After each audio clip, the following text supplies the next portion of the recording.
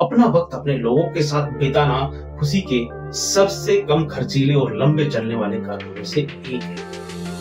दूसरा, हमें हमारी जिंदगी का उद्देश्य समझ आना चाहिए कि हम किस गली जा रहे हैं, हमारा ठिकाना कहाँ है, आखिर हमारा रास्ता हमें कहाँ ले जाएगा।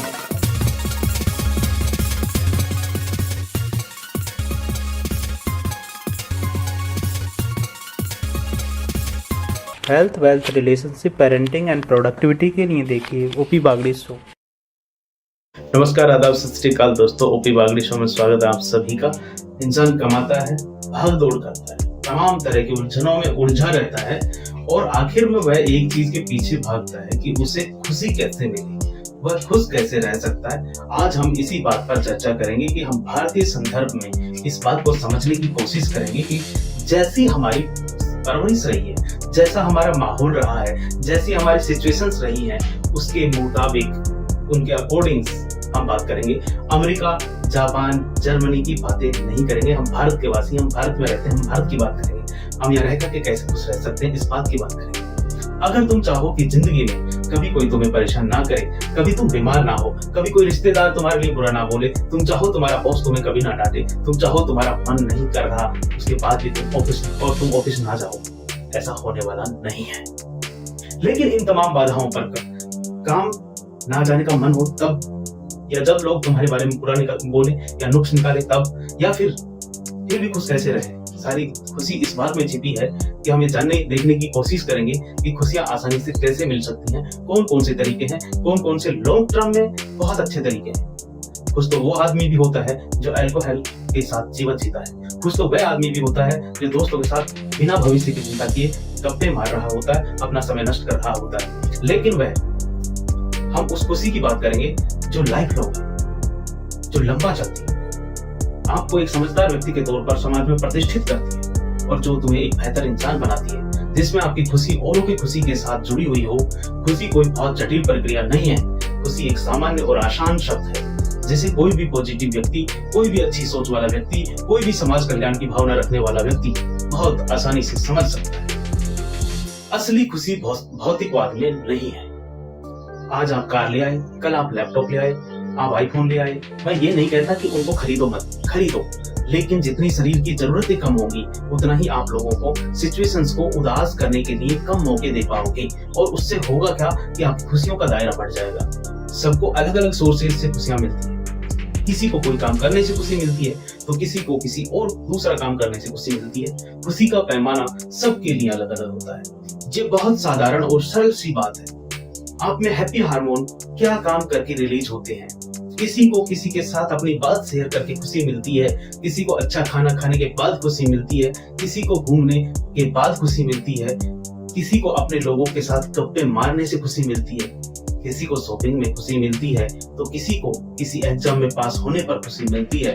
तो खुशी के बहुत सारे सोर्सेस हैं। अलग अलग रूपों में खुशियां मिलती हैं, लेकिन परमानेंट नहीं होती। आज खुश हैं, कल हो सकता है कोई ऐसी सिचुएशन आ जाए कि हमें थोड़ा मायूस होना पड़े, हमें थोड़ा दुखी होना पड़े, हमें थोड़ा तंग होना पड़े, हमें थोड़ा चिड़चिड़ा होना पड़े।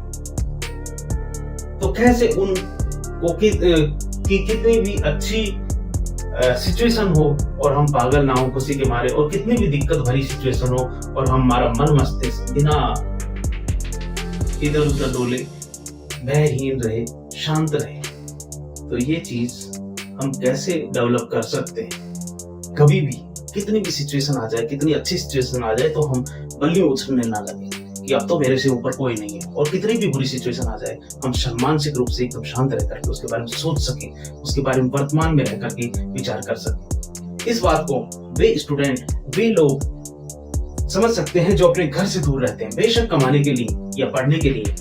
वे कहेंगे कि कुछ भी हो, कुछ वक्त हम अपने लोगों के साथ गुजारना चाहते हैं, अपने रिश्तों के साथ गुजारना चाहते हैं। रिश्ते आपके हस्बैंड वाइफ के हो सकते हैं, अपने बच्चों के साथ हो सकते हैं, पेरेंट्स के साथ हो सकते हैं, अपने रिश्तेदारों के साथ हो सकते हैं, अपनी बहन के साथ, अपने भाइयों के साथ हो सकते हैं, चाचा ताऊ के साथ हो सकते हैं, बुआ फूफा के साथ हो सकते हैं। तो अपना वक्त अपने लोगों के साथ बिताना खुशी के सबसे कम खर्चीले और लंबे चलने वाले कारणों में से एक है। दूसरा, हमें हमारी जिंदगी का उद्देश्य समझ आना चाहिए कि हम किस गली जा रहे हैं, हमारा ठिकाना कहाँ है, आखिर हमारा रास्ता हमें कहाँ ले जाएगा।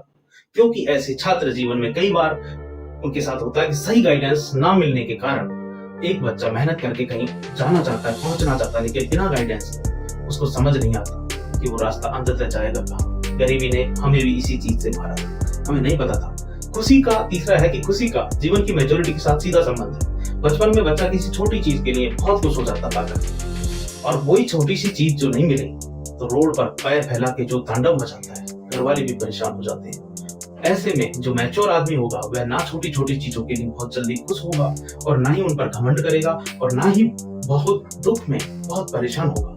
स्थिर चित्त रहेगा, हमेशा वह किसी परिस्थिति का अपने आप पर कम असर होने देगा। हम कह सकते हैं कि आपके अनुभव, आपकी मैच्योरिटी, आपकी समझ ये तय करती है कि आप पर अच्छी और बुरी परिस्थितियों का कितना प्रभाव पड़ेगा। इसके अलावा हमारी मानसिकता या जिस तरह से हम अपने बारे में, अपने आसपास की दुनिया के बारे में सोचते हैं, वह भी हमारी भूमिका में खुशी की भूमिका निभाती है। जिन लोगों की मानसिकता सकारात्मक होती है उनके खुश रहने की संभावना नकारात्मक मानसिकता वाले लोगों की तुलना में अधिक होती है। अगला, ग्रेटिट्यूड अदा करना सीखें। अपने जीवन में अच्छी चीजों की सराहना करने के लिए समय निकालें। आपको सकारात्मक चीजों पर ध्यान केंद्रित करने और अपनी खुशी के स्तर को बढ़ाने में मदद मिलेगी। जिन चीजों के लिए आप आभारी हैं, चाहे वह छोटी हो या बड़ी, उन पर ध्यान देने की आदत बनाएं। अगली बात, जब तुम्हारी कोई हेल्प नहीं कर रहा हो, जब तुम्हारा शरीर तुम्हारे बहुत काम आए, इसका ख्याल रखें, इसकी मेंटेनेंस करते रहें, इसकी सर्विस करते रहें, इसकी रिस्पेक्ट करें, इसके साथ वो सारे काम करें जिससे एक स्वस्थ आदमी बना रह सकता है, जिससे ये शारीरिक व मानसिक रूप से एक्टिव रह सकता है। चाहे उसके लिए आपके पास पर्याप्त नींद का लेना हो, स्वस्थ भोजन, अच्छे भोजन, सुबह अच्छे भोजन का खाना हो, नियमित व्यायाम की जरूरत हो, तो तमाम चीजें आपको करनी चाहिए।